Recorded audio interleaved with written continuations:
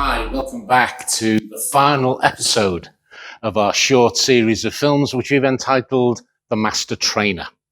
And it's been a long journey for some of us, having to go through all of the episodes, 10 of them in total. But I guess from the comments I've received and the emails I've received, you're getting something out of it, and it's of benefit to those of you who are watching. So that's good. That pleases me. So in the last episode, it's probably a good idea to go right back to the beginning. And if you remember at the beginning, we talked about what training actually was. And we looked at a particular definition. And the definition was this: that training is a process that brings about change in the areas of behavior, attitude, skill, and knowledge in order to improve workplace performance. We said that the key to that was that last phrase, that the whole purpose of training, if you like, ultimately is to bring about an improvements in performance in the workplace. And that is really the enduring challenge for all master trainers. How do we make that happen? And so in this film, we want to focus on that subject about how we take what happens in the training room, the new learning, and how do we transfer that back into the workplace, into the learner's workstation, so that they can improve their performance and the organization ultimately can benefit from it. But before we get into that, I'd like to give you just 4 facts. Fact number 1, that in the UK, every year, about £35 billion is spent on training. Fact number 2, it's widely acknowledged that only 20% of all training has any impact in the workplace. Fact number 3 is the logical outcome of the first 2, and it's this: £28 billion is wasted on training every year. And so fact number 4 is an obvious one. It's a report produced by McKinsey & Company, and they showed that less than 25% of managers felt that training had a demonstrable impact on the performance of their teams. So £35 billion on training, 20% of it is all that's achieved as maximum. £28 billion wasted. 25% of all managers essentially think training is a waste of time. If as a profession we have any integrity whatsoever, we have to do something different in order to make a change in this area. And that's what this film is all about, because the master trainer has 3 secrets that they know that enables training and learning to be transferred into the workplace with a high degree of success. And I want to give you those 3 secrets now. Secret number 1, a master trainer knows that they need to focus on outcomes. So focus on outcomes is the first secret. You see, in general, L&D professionals take learning objectives as the desired end product, that they look upon learning objectives, and the achievement of those objectives is the point where they say that they've been successful. That becomes the touchstone of their success. On the other hand, we have organizational managers, and they couldn't care less about learning objectives.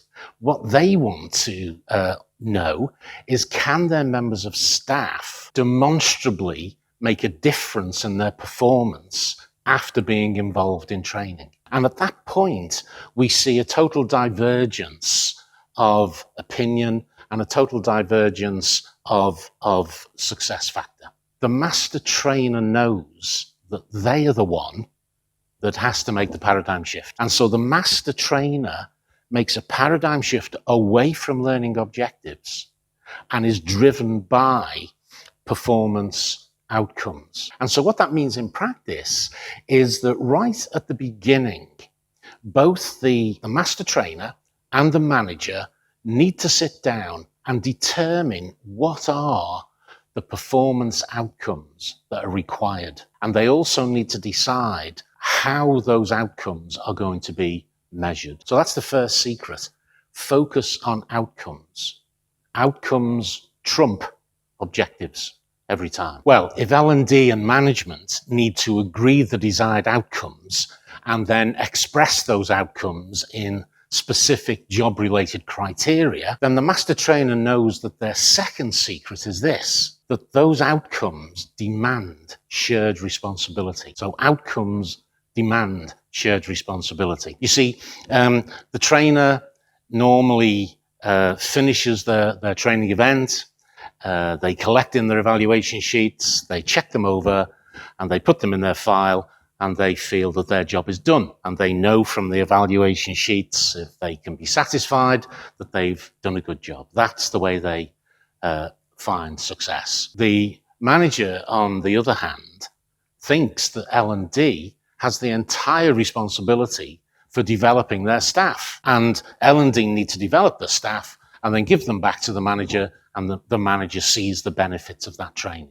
Now, the truth of the matter is that they each need to understand that they have very specific and particular roles in the whole process of transferring learning into the workplace. We're in a situation here where we're in an almost a hybrid situation, where yes, that face-to-face, coal-face example of a training course has finished, but we're also in the situation where the implementation of what's learned hasn't yet started. And there's this no man's land is where the learner lives for a short period of time. So what needs to happen is L&D and management need to sit down and clearly understand what their individual responsibilities are, and preferably to put some measurement around that. Because if there's a measurement around it, in other words, if there's a way of showing that both L&D and management have done the job that they say they're going to do, then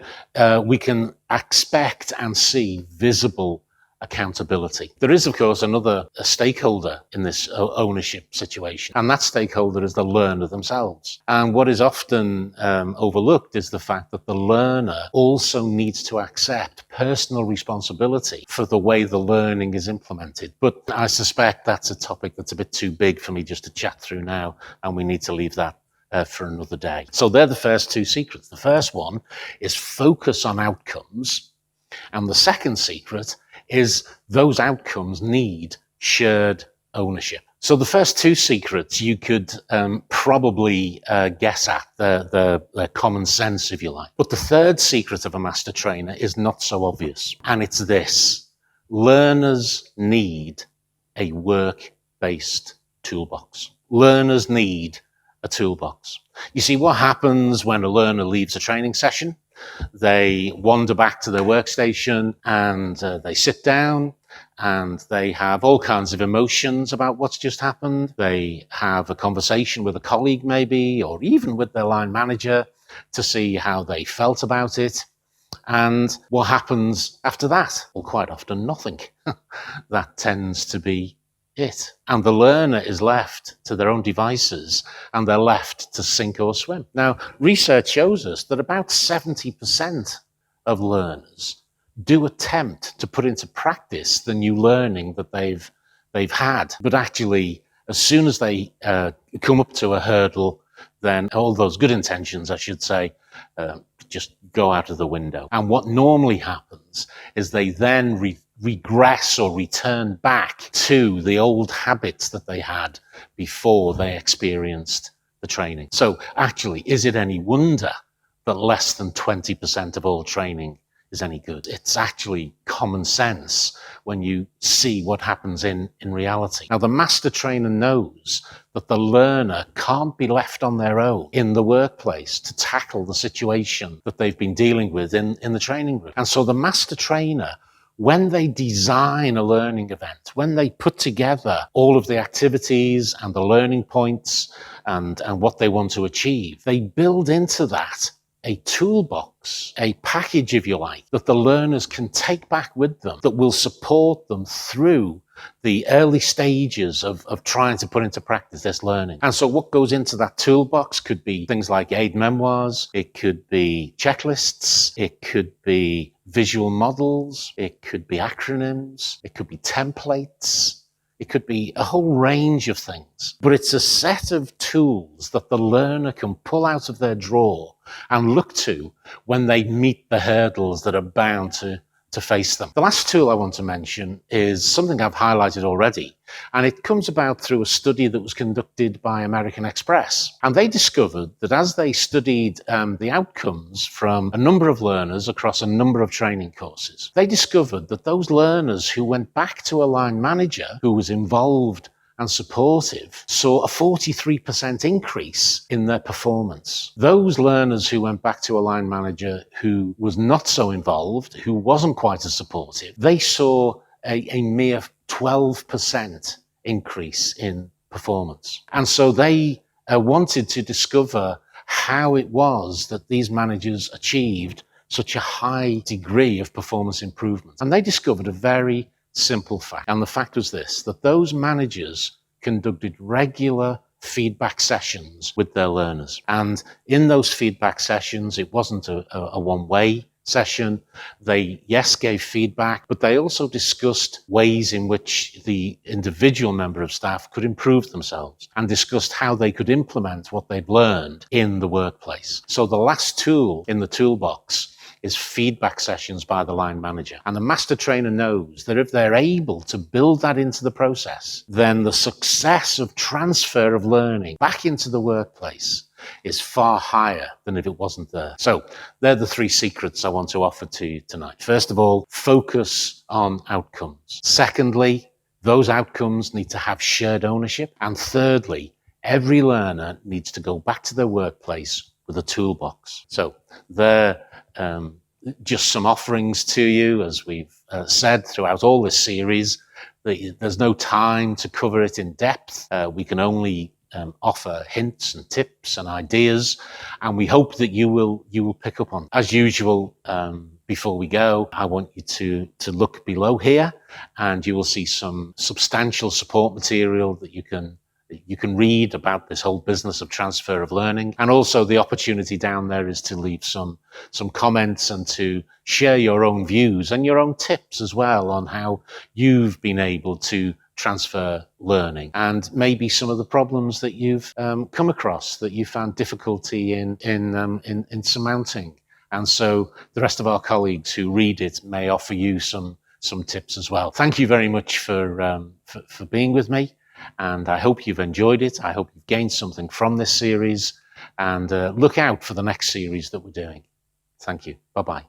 Hi, thanks for watching the film. I want to keep you just for 30 seconds more because I wondered that maybe you are in a position where you are an experienced trainer, a consultant or facilitator, but you don't have that paper credibility that testifies to that fact. ITOL have a full range of qualifications. If you click on the link below, you can see all of them there, and we'd love to be your partner in your personal development in the future. Thanks very much.